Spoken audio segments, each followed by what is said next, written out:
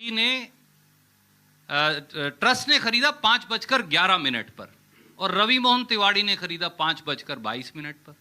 इसका मतलब कि मुझे आपको अगर जमीन बेचनी है तो मैंने जब खरीदी ही नहीं थी, आपने उससे पहले ही खरीद ली ये समझ के कि हाँ इसको सपना आ गया ट्रस्ट को कि हाँ अमुक आदमी खरीदेगा, उसके बाद मैं उससे खरीदूंगा 2 करोड़ की जमीन 18.5 करोड़ में। तो फ्रॉड बिल्कुल साफ है। और जब इस जमीन पर एफआईआर थी तो इसे बेचा कैसे गया? एक दूसरा हिस्सा मुझे प्रियंका जी ने कहा था कि मैं आपके संज्ञान में लाऊं, वो है कि अयोध्या के जो मेयर हैं ऋषिकेश उपाध्याय, उनके एक और भतीजे हैं जो भाजपा के आईटी सेल के नेता भी हैं। हम उनका प्रोफाइल भी आपको रिलीज कर रहे हैं। उनका नाम है दीप नारायण उपाध्याय, ये उनका फेसबुक प्रोफाइल है वो। और इन्होंने लिखा है कि ये मेयर साहब जो हैं ये इनके मामा हैं, इसी के दूसरे पन्ने पर उन्होंने लिखा हुआ है। तो हम आपको ये भी रिलीज कर रहे हैं। इन महाशय ने एक और जमीन खरीदी 20 फरवरी 2021 को, वो ये सेल डीड है। और ये खरीदी इन्होंने 20 लाख रुपए में। उसके 79 दिन के बाद इसी दीप नारायण ने, जो भाजपाई मेयर का भतीजा है, यही जमीन 20 लाख की 2.5 करोड़ में बेच दी राम मंदिर ट्रस्ट को। इस पर भी चंपत राय, अनिल मिश्रा, इन सब के दस्तखत हैं। तो एक चपत ये और लगा दी मंदिर के पैसे की चोरी की। एक फिर तीसरा है, इसी उपाध्याय साहब ने एक गिफ्ट डीड ले ली एक और जमीन की मुफ्त में, ये वो है, ये भी हम आपको भेज रहे हैं, 676 वर्ग मीटर है। और फिर 20 फरवरी 2021 को ये भी 2 करोड़ में राम मंदिर ट्रस्ट को बेच डाली गई। तो चंदे की चोरी का इससे बड़ा, ये 10 के 10 कागजात सेल डीड सहित हम आपको भेज रहे हैं, इससे बड़ा सबूत क्या हो सकता है? अब मैं प्रियंका जी से अनुरोध करूंगा कि आगे वो अपनी बात कहेंगे। तुम भी कर लो अब ब्रैक से ऑनलाइन एमबीए। ऑफिस में काम इतना है, टाइम कहाँ है? सर आप दिन में कभी भी कर सकते हैं, वीकेंड और इवनिंग में भी लेक्चर्स होता है। इसको बेच डाली गई।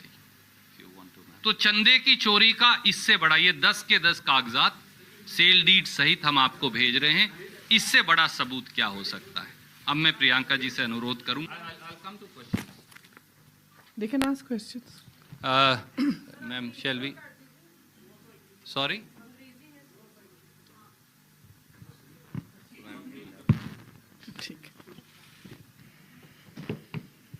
So as Surjewala ji just explained, the money from the Ram Mandir Trust is being basically misused to benefit government officials and members of the BJP and the RSS. There is a clear transaction here where a piece of land which was sold in 2017 to a certain person was then sold by that person in 2 parts.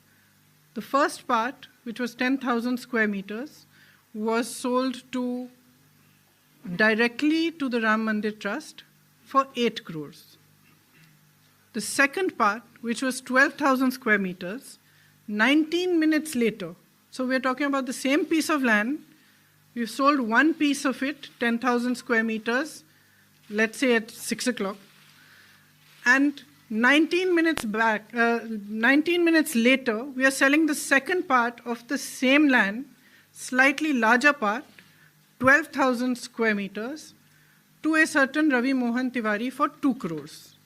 So you have a piece of land, half of it is going for 8 crores, the other half is going, slightly more than the other half, is going for 2 crores at the same time, approximately. 5 minutes later, this Mr. Ravi Mohan Tiwari is selling that 2 crore piece of land for 18.5 crores to the trust, which means basically the trust is paying 8 crores plus 18.5 crores for a piece of land, which is probably just a little more than 2 crores. Who are the witnesses on these sale deeds? It's the mayor of Ayodhya and a trustee who has been the Sarsang Chalak of the RSS. I'll just read his name again because his name slips my mind. Anil Mishra and the mayor Sri Hrishikesh Upadhyay.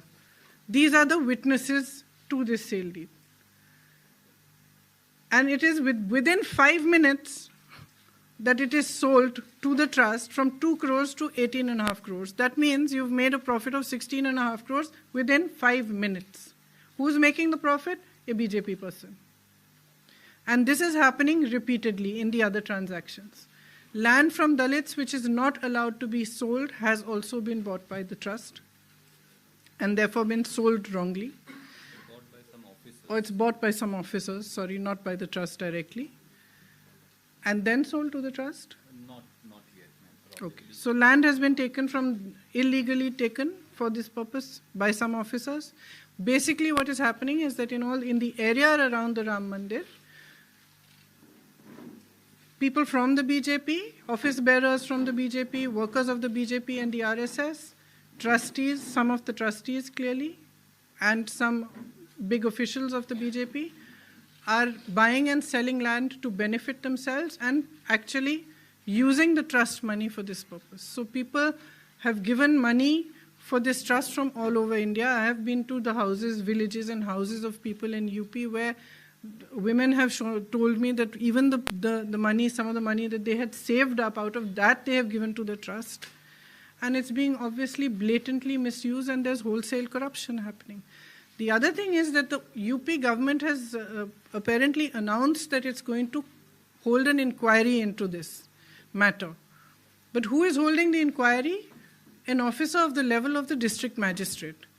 Now you have the mayor as a witness on a sale deed, and you are expecting, obviously you're not expecting any inquiry to happen because you have put a person of a district magistrate level in charge of the inquiry. So it's clear that no real inquiry is going to take place. What we are saying is the trust was formed on an order of the Supreme Court. The inquiry should be done at that level. It should be done at the level of the Supreme Court. So that is the... Thank you, ma'am. We'll take questions now one by one. We'll start with PTI. Sanjeev.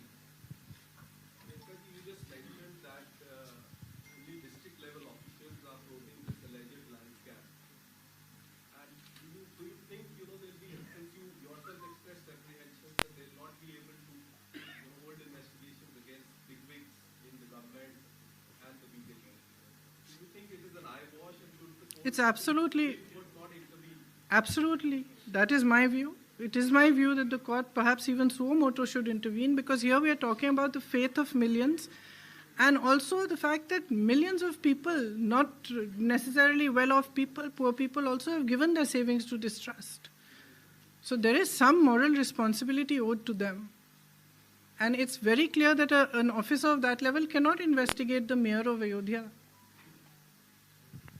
Thank you, ma'am. Siddharth from ANI.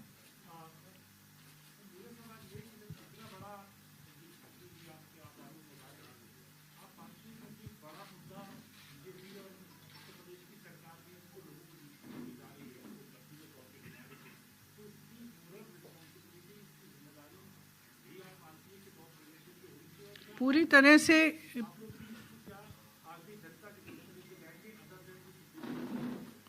हम तो ज़रूर लेके जाएंगे, हम लेके जा भी चुके हैं। जब से ये शुरू हुआ जून में, तब से काफ़ी आंदोलन भी हुआ है उत्तर प्रदेश में इस पर, और हम इसको लगातार करेंगे। लेकिन इसकी नैतिक जिम्मेदारी तो मेरे हिसाब से तो श्री योगी आदित्यनाथ तक नहीं है, ये उन पर नहीं रुकती है, ये नरेंद्र मोदी जी जो प्रधानमंत्री जी हैं उन तक जाती है, क्योंकि एक नैतिक जिम्मेदारी है। सबने इसके लिए चंदा दिया है, जैसे मैंने कहा गरीब लोगों ने दिया है, माताओं ने दिया है, बहनों ने दिया है, अपनी जो बचत थी उसमें से दिया है, आस्था की वजह से दिया है। तो इस आस्था को इस तरह से चोट नहीं पहुंचा सकते। और जब आपने अभियान किया है इस चंदा को इकट्ठा करने के लिए, तो जिम्मेदारी तो आप ही की है ना कि चंदा को ठीक से इस्तेमाल किया जाए।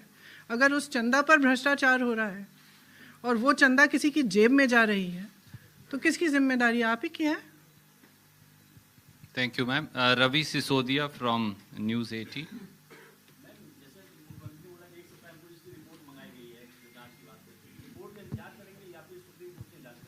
आप बताइए, कोई ज़िला अधिकारी मेयर पे जांच कर सकता है? और ये जो ट्रस्टी हैं, ये राम मंदिर ट्रस्ट के ट्रस्टी हैं, इस पर कोई जिला अधिकारी की आप यूपी आइए और मुझे कुछ कहने की ज़रूरत नहीं है। किसी भी जिला अधिकारी की हिम्मत नहीं है कि वो ऐसे इतने बड़े सरकारी पद पे जो बैठे हैं उन पर जांच की जाए। ठीक है, तो ये ऑब्वियसली ये जांच इसलिए कह रहे हैं क्योंकि कुछ कहना है, इस मामले को निपट लिया और आगे बढ़ें, लेकिन ये बहुत बड़ा मामला है। Thank you ma'am. Ashish from ABP.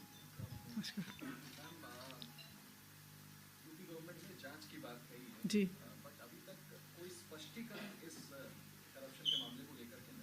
जी ना आएगा।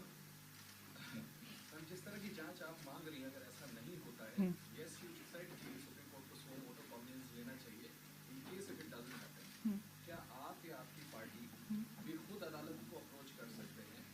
और जस्ट एक मुझे अलाउ करें ma'am, it's again your subject.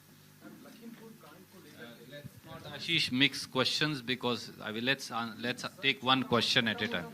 We'll take it in a आप second round. पूछ लीजिए कोई बात। लखीमपुर कांड को लेकर के एमओएस केमिकल एंड फर्टिलाइजर्स ने कहा है कि बड़ा छोटा मोटा मुद्दा है, तो अगर आप दोनों पे मुझे देखिए, जो दोनों बातें आप कह रहे हैं, चाहे लखीमपुर हो चाहे ये हो, ये पूरी तरह से ये स्पष्ट करते हैं कि सरकार का नज़रिया क्या है, उसकी मानसिकता क्या है।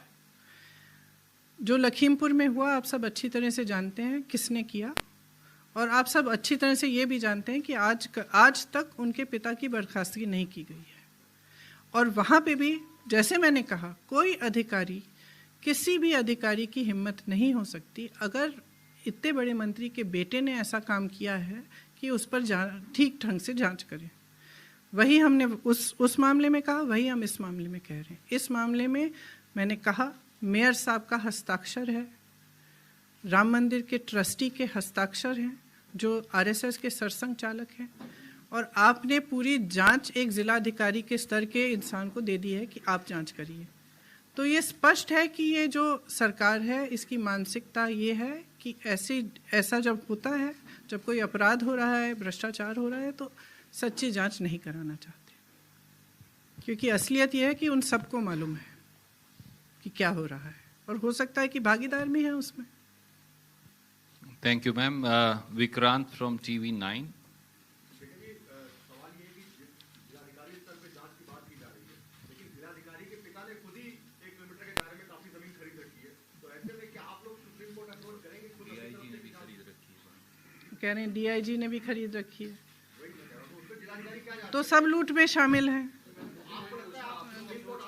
अभी हमने इस पर निर्णय नहीं लिया है, लेकिन आपस में हम डिस्कस करके हम तय करेंगे कि अगर करना है तो जरूर, अगर सब लीडर्स अधिकारी डीआईजी हो गए, जिलाधिकारी के फादर हो गए, सब लोगों ने 1 किलोमीटर के दायरे में जमीन ले रखी है, तो उसके लिए तो आप लोगों को विक्रांत जी, जनता की अदालत में तो प्रियंका जी ये लड़ाई लड़ ही रही हैं, और जनता की अदालत कई बार, माफ कीजिए, कानून की अदालत से भी बड़ी है, और ज़रूरत पड़ी, जैसा आपने कहा, हम विचार विमर्श करके कानूनी राय लेके इस पे निर्णय कर लेंगे। सुप्रिया जी फ्रॉम आज तक।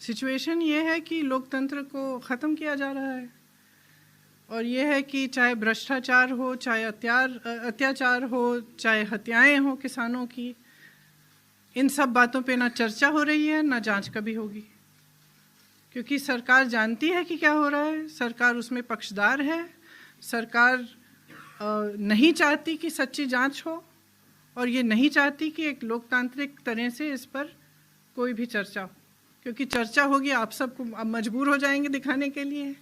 अगर पार्लियामेंट में चर्चा होगी, लोग देखेंगे, जनता समझ जाएगी। Thank you ma'am. News 24 Raman.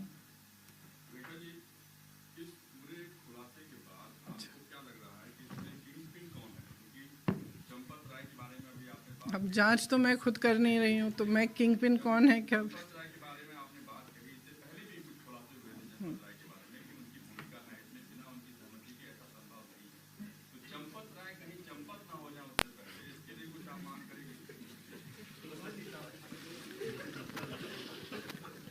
देखिए, बगैर बगैर सही जांच के मैं नहीं कह सकती कि कौन किंग पिन है।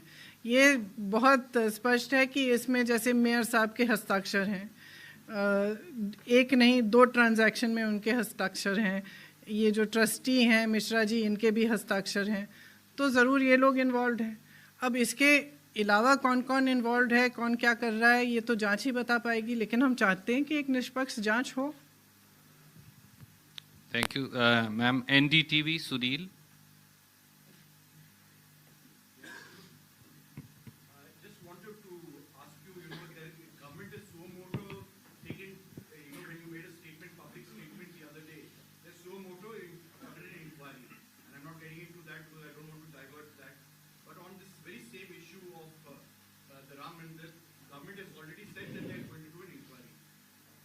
Many have asked you whether you're going to go to the Supreme. How can a government inquire about itself? I agree with you. So I'm asking you. If the accusation is against a government, how can they decide that they are going to inquire and decide who is right and who is wrong themselves? That is the whole point I'm making. The point is that these are, sorry I'm interrupting you, but the point is that all these are government officials. Even the statement I made the other day refers to the government. And it's just that in every single case, you cannot just order a small little inquiry at whatever level you feel like and say, we've ordered an inquiry, the matter is over. Especially when you are the person, or you, not the person rather, that you are the entity that is being accused of something. And that is exactly what I'm saying in Lakhimpur Kheri case as well. I'm saying that here is the son of a minister who has committed a heinous act, and you are ordering an inquiry with the minister still in his seat. And he is no less than the state minister for home. Same thing we are saying here. You cannot order an inquiry at the level of a district magistrate, and the person who has signed the papers is the mayor. It's absolutely ridiculous. So who are you trying to fool? Sunil, I'll come back to you. Vivek Srivastava from Rajasthan Patrika.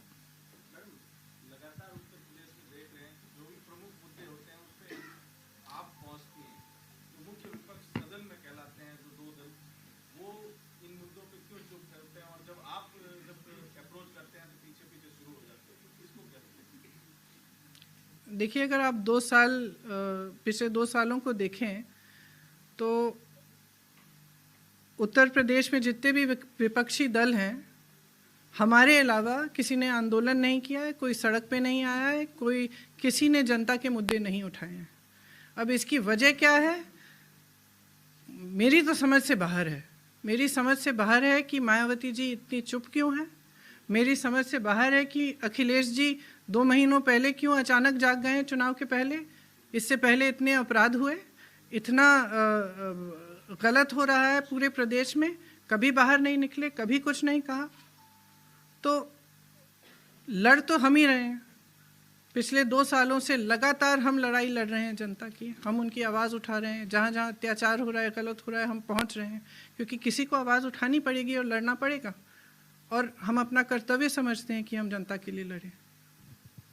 Uma Shankar.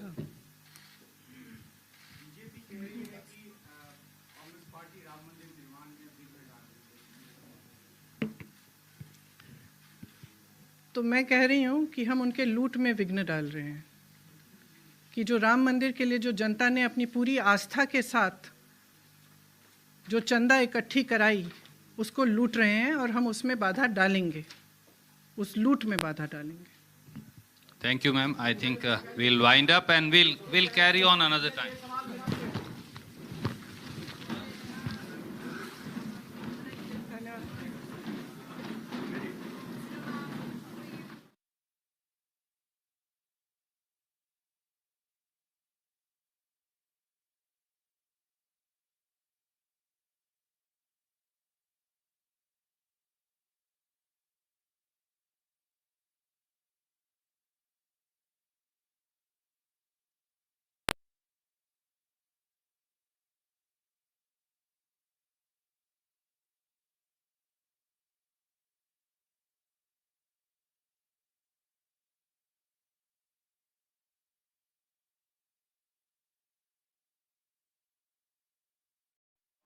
नमस्कार साथियों,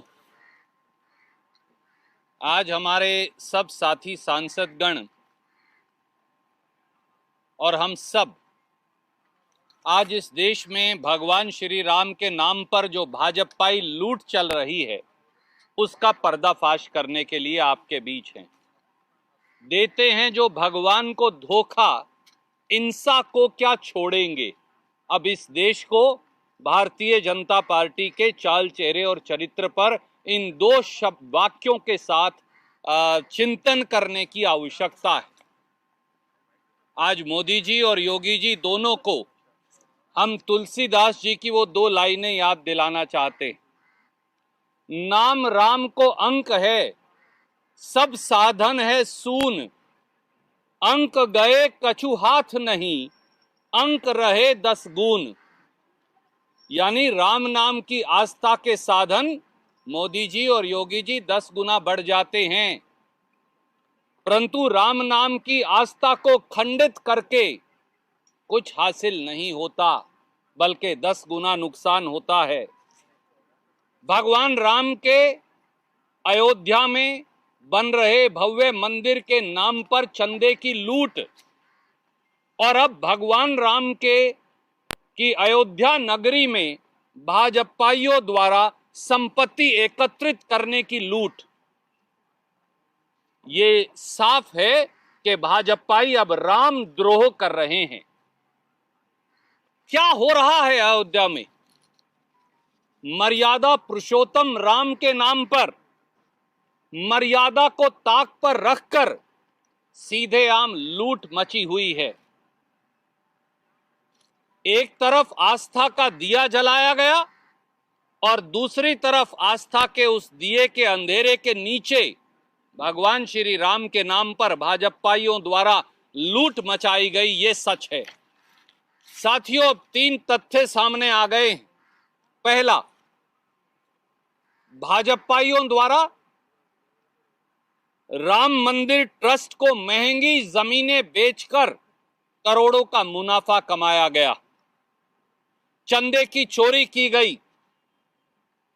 हमने देखा किस प्रकार से 5 minute में 2 करोड़ रुपए की जमीन 18 करोड़ में राम मंदिर ट्रस्ट को बेच दी गई और चंदे की चोरी कर ली गई, जो करोड़ों करोड़ों भारतीयों ने आस्था के प्रतीक भगवान श्री राम के भव्य मंदिर निर्माण के लिए दिया था। 20 लाख की जमीन 2.5 करोड़ में राम मंदिर ट्रस्ट को बेच दी गई। 1250% मुनाफा मात्र 79 दिन में कमा लिया गया और राम मंदिर ट्रस्ट के अंदर जो करोड़ों करोड़ों भारतीयों का चंदा है उसे लूट लिया गया। जो जमीन 4000 रुपया आदित्यनाथ सरकार ने कलेक्टर रेट पर रखा है, उसे राम मंदिर निर्माण ट्रस्ट को 28,000 रुपया वर्ग मीटर के कलेक्टर रेट पर बेच डाला गया। और दूसरा पहलू और ज्यादा चौंकाने वाला है। राम मंदिर ट्रस्ट को न केवल निजी संपत्ति बल्कि सरकारी संपत्ति को निजी लोगों द्वारा बेच दिया गया और पैसा अर्जित कर लिया गया। और अब जो सनसनीखेज तीसरा खुलासा सामने आया है वो और चिंता का विषय, और वो है कि राम मंदिर अयोध्या नगरी में मंदिर के चारों तरफ नमस्कार साथियों, भाजपा के विधायकों, भाजपा के मेयर, नमस्कार, भाजपा के आयोग के सदस्यों, भाजपा के इंफॉर्मेशन कमिश्नर्स और आदित्यनाथ सरकार के आला अफसरों द्वारा औने पौने संपत्ति अर्जित कर ली गई है। और इसके